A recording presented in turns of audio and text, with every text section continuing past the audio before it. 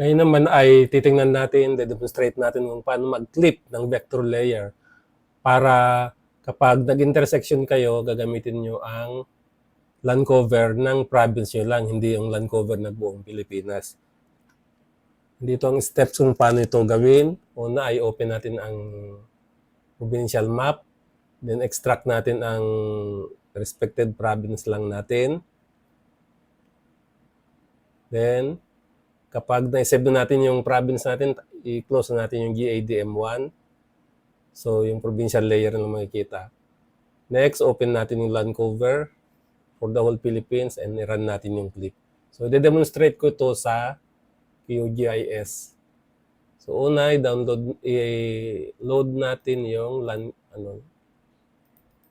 GADM admin 1, field admin 1. Yan. Tapos, select natin i-click natin ito at select natin yung province of Isabela. Nandun siya. So, ang paraan ng pag-select ng province ay open natin ang attribute table. Tapos, hanapin natin ang Isabela. Alphabetize natin itong name 1. Hanapin natin ang Isabela. Kung makikita nyo, naka-highlight ang name 1, no? At naka-yellow siya doon. So, ibig sabihin, selected ang Isabela. How about kung yung Kalinga ang i-select ko, click ko yun doon.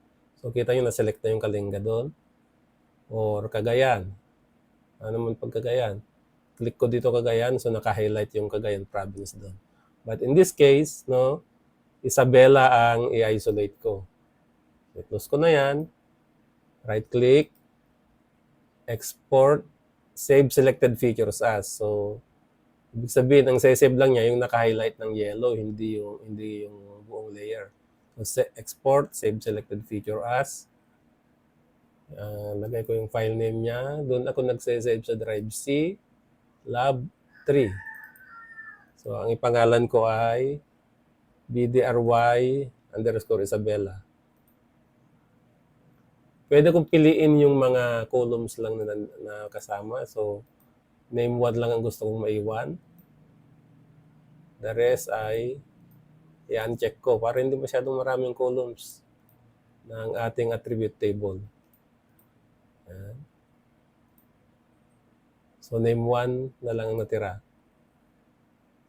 Okay? Overwrite ko. Overwrite. Yan.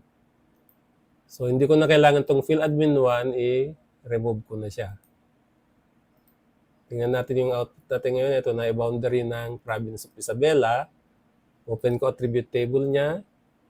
So, isang row lang siya. Okay? Ngayon naman, i-load ko yung land cover map ng buong Pilipinas. Yan. At ngayon, irara na natin ang geoprocessing clip. So, i-clip natin ang land cover map of the Philippines gamit ang boundary ng Isabela. So, wag ko muna siyang i-save. Sa temporary file lang muna siya. I-run ko. Yan. So, ito na yung output niya. No?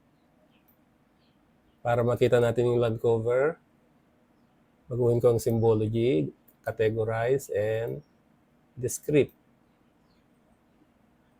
Classify. Okay. So, yan na yung land cover ko ng Isabela. Wala siyang municipal boundaries. So, para hindi komplikado masyado yung overlay nyo, ito ang gawin nyo bago nyo i-run yung intersection or other operations para hindi buong Pilipinas ang pinaprocess niya. So, yun. Ganyan yung output niya. I hope magawa nyo rin ito.